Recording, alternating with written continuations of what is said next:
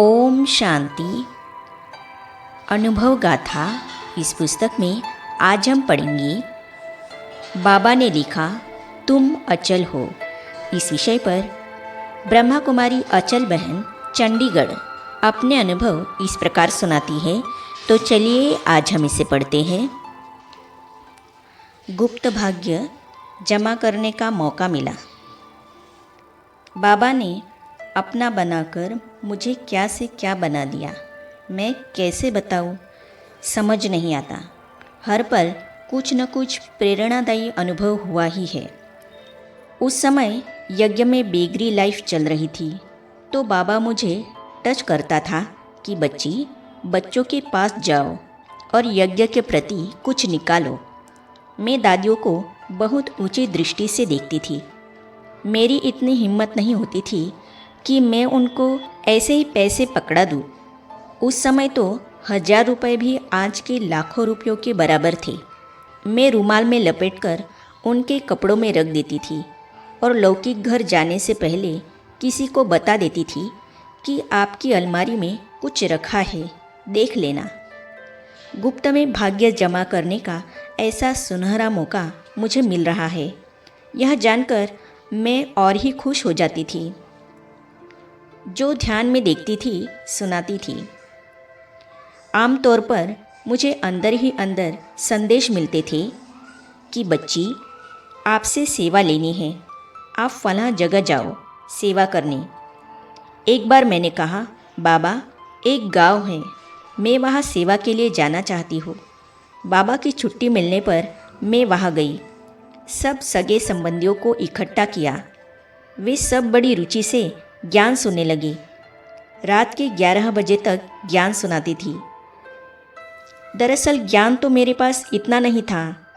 जो ध्यान में देखती थी वो सुनाती थी। एक बार जब मैं सूक्ष्म वतन में चली गई तो मेरे लौकिक पिताजी, जो ज्ञान में नहीं थे, को बड़ा आश्चर्य हुआ और एहसास हुआ कि यह यहाँ नहीं है। अतः मेरी वापसी पर उन्होंने पूछा कि कहाँ गई थी। तब मैंने बड़े नशे से बताया कि भगवान मुझे एक सुंदर बोर्ड दिखा रहे थे।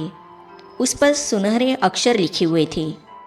वो गौर से पढ़कर आई हूँ, अब लिखती हूँ। फिर उनको वहाँ का सब कुछ सुनाती थी। प्राचार्या जाने लगी ध्यान में। मैंने श्री हरगोविंदपुर में ही सेवा केंद्र खोलने की बाबा से छुट्टी ले ली। वहाँ अपने आप सेवा होती चली गई। बाबा से मिलने के बाद छुट्टियाँ ख़त्म होने पर मैं श्री हरगोविंदपुर में अकेली रहना नहीं चाहती थी, इसलिए बाबा को पत्र लिखा, जिसमें दादी जी को भेजने की बात लिखी। 2 महीने के बाद चंद्रमणि दादी आई तो जैसे सेवा का ख्याल फलीभूत होता नजर आने लगा। यह भी बना बनाया ड्रामा है। श्री हरगोविंदपुर में सबसे पहले मैंने अपने स्टाफ की सेवा शुरू की। वहाँ स्कूल की जो प्राचार्या थी वो रोज़ मुरली सुनने आने लगी। वो भी ध्यान में जाने लगी थी। इससे प्रभावित होकर उनके पति भी ज्ञान में चलने लगे थे। सब कुछ बहुत सुखदायी लग रहा था। चूँकि सरकार में तब्दीली होती रहती है, हमारी प्राचार्य की भी तब्दीली हो गई। फिर दूसरी प्राचार्य आई और हमारे पेपर आने शुरू हो गए, जैसे कि तुम घर में सेंटर नहीं चला सकती क्योंकि तुम सरकारी नौकरी करती हो, आदि आदि। बनी बनाई बन रही, यह मानकर मैं रहम तथा प्रेम की दृष्टि से चलती रही। फिर जब बहुत हुआ तो मैं सर्विस छोड़कर अमृतसर सेवा केंद्र पर रहने चली गई। मुझे जीवन भर कभी ना नहीं करनी। दरअसल दादी जी की सेवा ऐसी थी कि 21 कुमारियाँ श्री हरगोविंदपुर से निकली। यह जैसे यज्ञ में इतिहास बन गया। कहने का भाव यह है कि बाबा ने बड़ी तेज सेवा करवाई। मेरे संस्कारों से बाबा को ऐसी भासना आती थी कि इस बच्ची से कोई बड़ा काम कराऊं। मैं जो बोलूँगा, जहाँ भेजूँगा, इसने ना नहीं करनी है।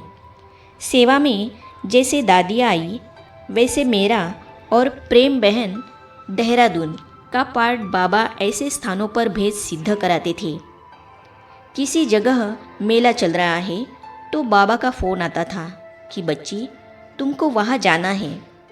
मेरे सामने तभी ऐसा चित्र निर्मित होता कि भगवान मुझे आदेश कर रहे हैं और मुझे जीवन भर कभी ना नहीं करनी है।